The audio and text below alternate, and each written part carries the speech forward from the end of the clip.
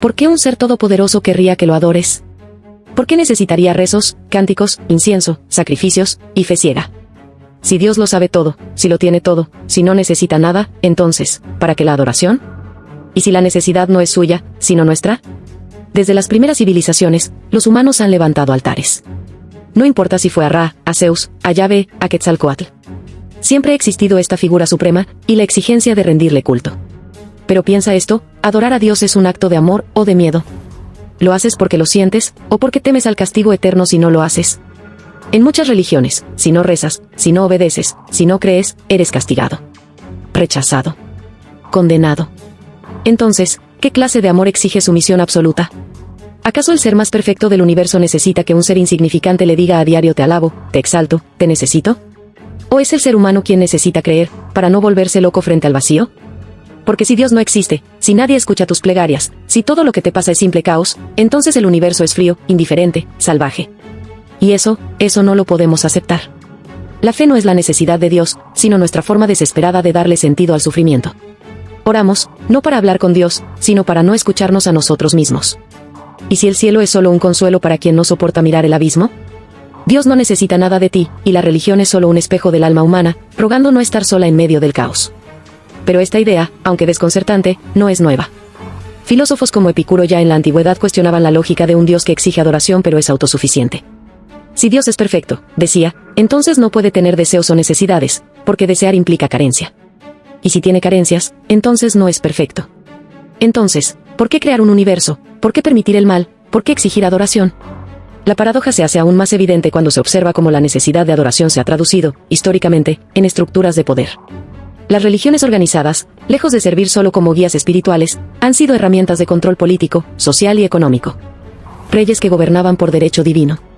Sacerdotes que interpretaban la voluntad de Dios para justificar guerras, castigos y privilegios. Y en medio de todo, un pueblo que ora, que obedece, que cree, porque le enseñaron que sin fe no hay salvación. ¿Pero de qué nos salva esa fe? ¿De la muerte? ¿Del sufrimiento? ¿Del sinsentido? La promesa del cielo es poderosa precisamente porque calma el miedo más primitivo, la extinción. La religión ofrece consuelo, pero también exige sometimiento. Promete eternidad, pero cobra obediencia. Presenta un Dios de amor, que también es juez implacable. ¿Es esa una necesidad divina? ¿O es la forma más eficaz de mantener a una civilización bajo una moral determinada?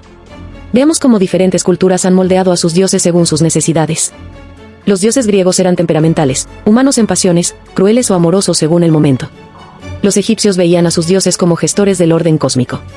Los pueblos mesopotámicos temían a deidades impredecibles que exigían sacrificios. Cada panteón refleja el estado psicológico, social y político de su tiempo. ¿Y el Dios judeocristiano? Un Dios omnisciente, omnipotente, omnipresente, y sin embargo profundamente involucrado en la conducta sexual, alimenticia y cotidiana de sus fieles. Un Dios que necesita ser amado, temido, obedecido, alabado. O más bien, un reflejo de la mente humana proyectada al infinito. El teólogo Paul Tillich propuso que Dios no es un ser, sino el fundamento del ser. Una metáfora de lo absoluto, de lo último. Bajo esa perspectiva, Dios no tiene voluntad ni deseo. Simplemente es.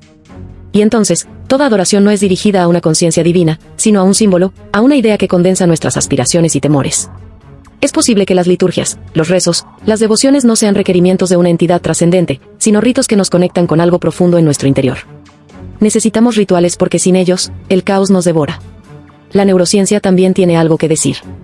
Estudios sobre el cerebro humano han demostrado que la fe, la oración y la meditación activan regiones relacionadas con el placer, la empatía y la autorregulación emocional. Es decir, creer produce efectos reales en el cuerpo. No porque haya alguien escuchando, sino porque nuestro cerebro responde a esos estímulos con química reconfortante. El sentimiento de que Dios está contigo genera oxitocina, serotonina, dopamina. Es literalmente adictivo. Entonces, ¿Dios nos pide que lo adoremos, o simplemente nos adoramos a nosotros mismos a través de una figura imaginaria que tranquiliza? Además, está el asunto del libre albedrío. Nos dicen que Dios nos dio libertad. Pero al mismo tiempo, nos impone consecuencias eternas si no elegimos adorarlo. ¿Eso es libertad, o chantaje cósmico? ¿Qué clase de ser nos da una elección solo para condenarnos si elegimos mal? Es como si un padre le dijera a su hijo, puedes hacer lo que quieras, pero si no me dices te amo cada día, te encerraré en el sótano por la eternidad. ¿Llamaríamos amor a eso? ¿O abuso? El escritor Mark Twain fue lapidario en este tema. Si Dios nos creó a su imagen y semejanza, le hemos devuelto el favor. Nuestra concepción de lo divino dice más de nosotros que del universo. Hacemos a Dios a nuestra medida, a veces Padre protector, otras veces juez severo, otras un amigo invisible que valida nuestras acciones. El problema no es Dios. El problema es la necesidad enfermiza de que ese Dios nos valide. Si no nos aprueba, nos sentimos indignos. ¿Por qué? Quizás porque nos han enseñado desde niños que somos pecadores, que nacimos manchados, que sin redención somos basura cósmica. Entonces buscamos aceptación, salvación, sentido. Pero no lo hacemos desde la libertad, sino desde la culpa. La religión, en muchas formas, ha sido la gran gestora de la culpa humana. ¿Y cómo se paga la culpa? Con rezos. Con ayuno. Con sacrificios. Con obediencia. Dios, nos dicen, lo exige. ¿Pero en verdad lo exige Dios, o quienes dicen hablar en su nombre? Esta es la pregunta clave. ¿Necesita Dios que lo adores, o lo necesita la institución que vive de tu fe? Porque si Dios existe y es amor absoluto, no necesita nada. Ni velas, ni incienso, ni oro, ni cantos. Simplemente está. Pero las religiones sí necesitan templos, feligreses, diezmos, poder.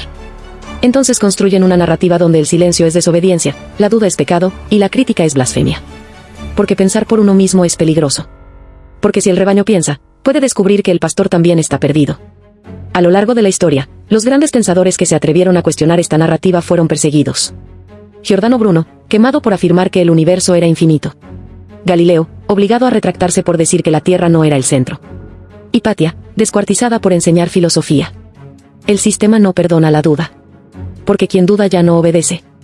Y si Dios no necesita adoración, entonces los templos pierden razón de ser. Hoy, miles de millones siguen repitiendo oraciones, encendiendo velas, arrodillándose ante imágenes. Pero cada vez más personas se preguntan, ¿a quién le hablo cuando oro? ¿A Dios, o a mi necesidad de ser escuchado? ¿Estoy agradeciendo, o rogando?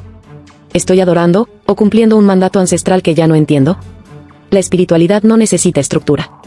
Puedes sentirte conectado con el universo sin repetir fórmulas milenarias.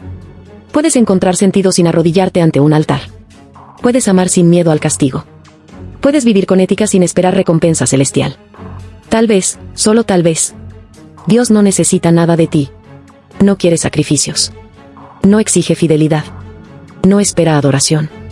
Porque si es perfecto, entonces no carece. Y si no carece, no demanda. Y si no demanda, entonces todo lo que hacemos por Él, lo hacemos por nosotros. Por miedo. Por costumbre. Por consuelo. Y eso no está mal. Es humano.